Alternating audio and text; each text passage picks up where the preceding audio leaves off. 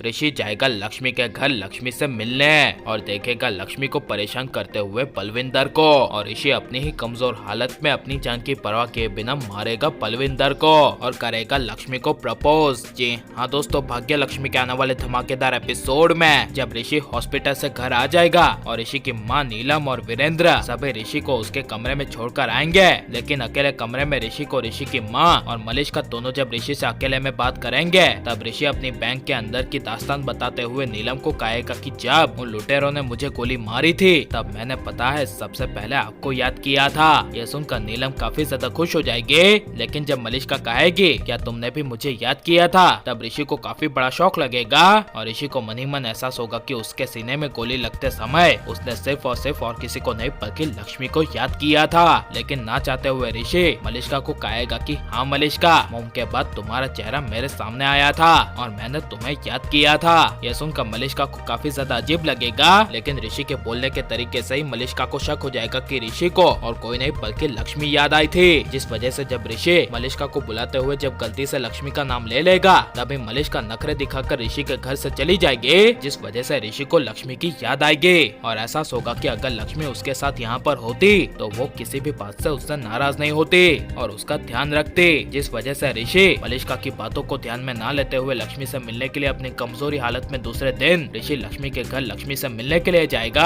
लेकिन उसी वक्त लक्ष्मी के घर सुबह और कोई नहीं बल्कि बलविंदर आ जाएगा, जहाँ पर जब बलविंदर लक्ष्मी के घर आएगा और दरवाजा खटखटाएगा और लक्ष्मी की चाची को नमस्ते चाची कहेगा, तभी अचानक से बलविंदर को देख लक्ष्मी और लक्ष्मी की बहनों के होश उड़ जाएंगे और बलविंदर को देख चाची को काफी बड़ा शौक लगेगा। लेकिन लक्ष्मी ऋषि दोनों अलग हो ही गए हैं, इसी वजह से लक्ष्मी को फिर से बलविंदर के साथ जोड़ने के लिए लक्ष्मी की चाची जब बलविंदर को घर में बुलाएगी और लक्ष्मी को कहेगी कि बड़े दिनों बाद बलविंदर यहाँ पर आया है और ये तो तेरा पहला होने वाला पति था, इसीलिए ऋषि ना सही तू इसके लिए चाय बना। तभी लक्ष्मी ना चाहते हुए बलविंदर के लिए चाय बनाएगी, लेकिन जब ऋषि लक्ष्मी के घर पहुँचेगा और लक्ष्मी को बलविंदर को चाय देते हुए देखेगा तभी ऋषि के होश उड़ जाएंगे। लेकिन जब बलविंदर लक्ष्मी के हाथों से चाय ले रहा होगा और जब बलविंदर लक्ष्मी को छेड़ेगा तभी ऋषि अपनी कमजोरी हालत में अपनी जान की परवाह किए बिना लक्ष्मी को छेड़ने के लिए बलविंदर को जोर जोर से मारने लगेगा, जिसे देख लक्ष्मी और लक्ष्मी की चाची के होश उड़ जाएंगे और बलविंदर ऋषि को कहेगा कि तू है कौन, इस लक्ष्मी का तू क्या लगता है, तूने तो इसे छोड़ दिया है ना,